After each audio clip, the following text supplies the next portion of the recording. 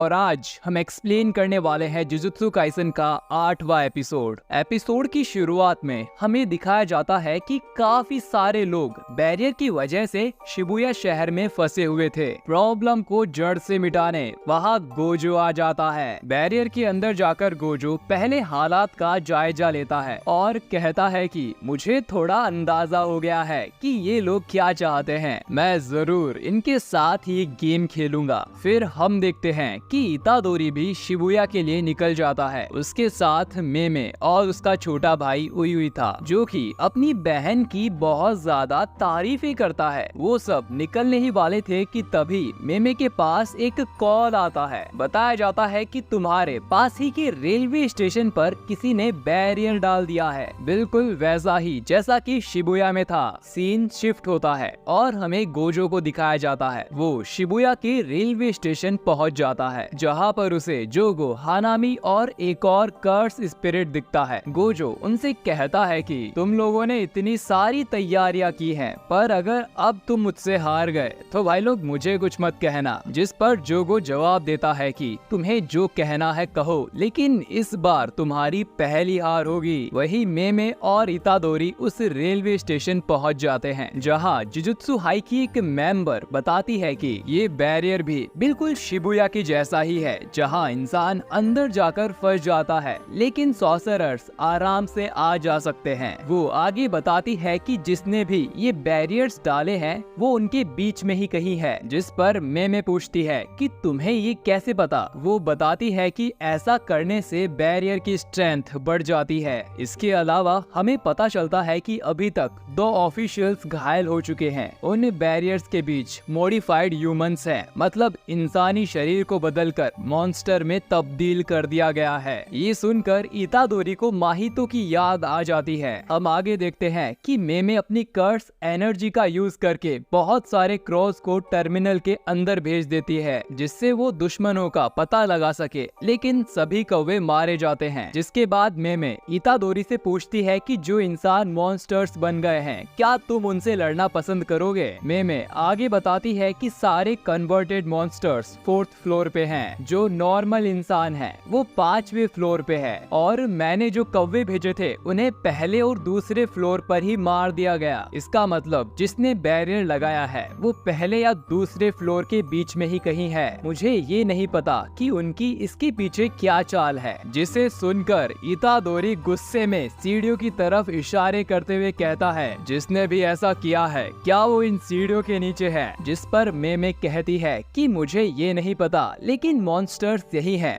तो वो भी यही कहीं होगा। वो आगे कहती है कि हमारी टीम का अलग होना शायद सही नहीं होगा, पर अगर हम ऐसा नहीं करते हैं तो 5th फ्लोर पर जो इंसान है वो सभी मारे जाएंगे। मैं ऐसा करती हूँ कि मैं 7वें फ्लोर के एग्जिट से 5वें फ्लोर तक जाती हूँ और तुम पहले और दूसरे फ्लोर को निपटा कर मुझे मिलना। फिर दोनों ही प्लान के मुताबिक चले जाते हैं। नीचे जाने के बाद इतादोरी को एक कर्स स्पिरिट दिखाई देती है, जो कि एक कीड़े के जैसे था। वो एक इंसान को खा रहा था। इतादोरी उससे माहितो के बारे में पूछता है। वो बताता है कि माहितो बैरियर की रक्षा कर रहा है और वो इस फ्लोर के नीचे ही है। इतादोरी को गोजो की एक बात याद आती है। गोजो ने बताया था कि सिर्फ पावरफुल सॉर्सरर्स ही बैरियर कास्ट कर सकते हैं। जिस पर इतादोरी सोच में पड़ जाता है कि क्या माहितो इतना ताकतवर है। तभी उसे स्पिरिट के पीछे एक कर्स ऑब्जेक्ट दिखता है। इतादोरी सोचता है कि अगर मैं इस चीज को खत्म कर दूं तो शायद ये बैरियर हट सकता है। तभी वो स्पिरिट कहती है कि इंसानों को खाने में मजा नहीं आ रहा, मुझे किसी सॉर्सरर को खाना है। ये सुनकर इतादोरी को गुस्सा आ जाता है और उससे जोरदार मुक्का मारकर नीचे गिरा देता है। इतादोरी उससे कहता है कि तुम जैसे कीड़े किसी इंसान का मजाक नहीं उड़ाते। वो स्पिरिट गुस्से में खड़ा होकर कहता है कि तुम नहीं जानते मैं कितना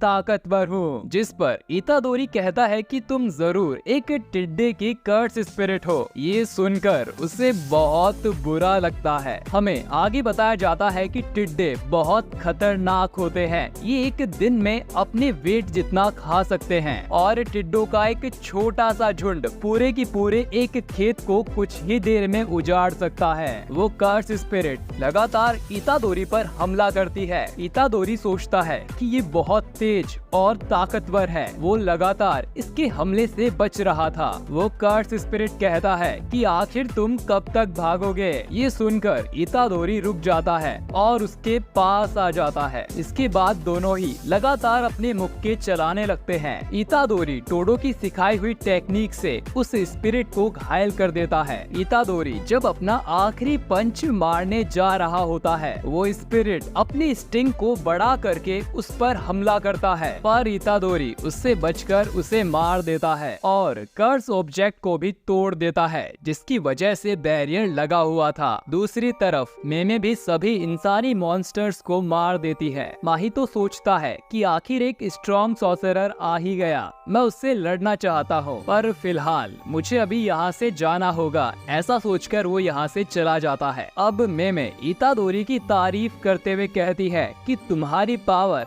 ग्रेड 1 सॉर्सरर जितनी हो चुकी है। कुसागाबे के बाद सिर्फ तुम ही हो जिसने बिना किसी कर्स टेक्निक के एक कर्स स्पिरिट को हराया है। जिस पर वो कहता है कि अगर उस स्पिरिट की जगह माहितो होता तो शायद उसे हराना थोड़ा मुश्किल होता। इसके बाद वो सभी अंडरग्राउंड पहुंच जाते हैं, लेकिन वहाँ से माहितो जा चुका था। उन्हें वहाँ एक इंसान दिखाई देता है जो कि बहुत ज्यादा डर गया था। सीन शिफ्ट होता है और हमें गोजो को दिखाया जाता है। हानामी अपनी कर्स टेक्निक का यूज करके बाहर जाने का रास्ता बंद कर देता है, जिस पर गोजो कहता है कि इसकी क्या जरूरत थी, क्योंकि मैं तुम्हें मारे बिना यहाँ से नहीं जाऊंगा। तभी हमें एक फ्लैशबैक दिखाया जाता है जिसमें गैतो जोगो को गोजो के बारे में बताता है। वो बताता है कि गोजो सबसे ज्यादा पावरफुल तब होता है जब वो अकेला लड़ता है, इसीलिए हमें उसके आसपास कमजोर नॉन सॉर्सरर लोगों को लाना पड़ेगा। तभी सीन शिफ्ट होकर प्रेजेंट में आता है। गोजो के आसपास मेट्रो के गेट खुल जाते हैं और लोग ट्रैक पर आके गिर जाते हैं। तभी जोगो और हानामी लोगों को मारते हुए गोजो की तरफ बढ़ते हैं। इसके बाद हम देखते हैं कि चोजो भी ब्लड टेक्निक से गोजो पर हमला करता है। इसके बाद हानामी और जोगो गोजो पर एक साथ हमला करते हैं, पर वो इन्फिनिटी शील्ड से टकरा कर रुक जाती है। हमें एक और फ्लैशबैक दिखाया जाता है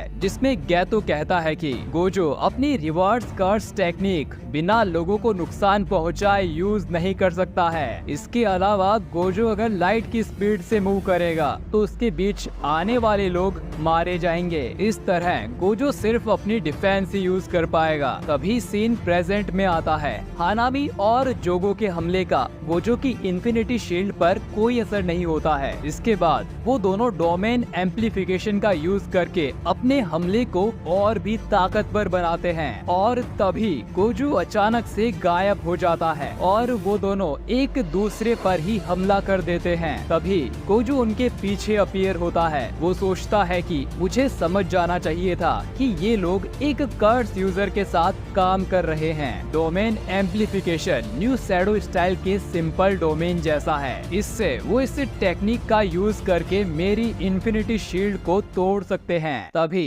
एक और फ्लैशबैक सामने आता है जिसमें जोगो गैतो से गोजो के अनलिमिटेड वॉइड के बारे में पूछता है, जिस पर गैतो बताता है कि गोजो अगर अपना डोमेन एक्सपेंड करेगा तो वहाँ के लोग डोमेन और बैरियर के बीच में फंसकर मारे जाएंगे। ये तो पक्का है कि गोजो अपना डोमेन एक्सपेंड नहीं करेगा, पर हाँ तुम भी इसका यूज नहीं कर सकते, क्योंकि अगर तुमने ऐसा किया तो वहाँ के लोग मारे जाएंगे और फिर गोजो तुम्हें नहीं छोड़ेगा। कहानी फिर से प्रेजेंट में आती है। हम देखते हैं कि गोजो अपना आई कवर निकाल देता है और जोगो से कहता है कि तुम्हें क्या लगता है कि तुम मुझे ऐसे ही हरा दोगे। इसके बाद एक बार और फ्लैशबैक दिखाया जाता है जिसमें गैतो जोगो से कहता है तुम बस 20 मिनट तक गोजो को रोक लो, उसके बाद मेरी बारी है, फिर मैं आकर गोजो को सील कर दूंगा। इसी के साथ ये एपिसोड खत्म होता है। तो दोस्तों गोजो क्या सच में सील हो जाएगा या गोजो सभी के प्लान फेल कर देगा, ये तो हमें अगले एपिसोड में ही पता चलेगा। तो मैं मिलता हूँ आपसे एक और वीडियो के साथ। वीडियो देखने के लिए आपका शुक्रिया।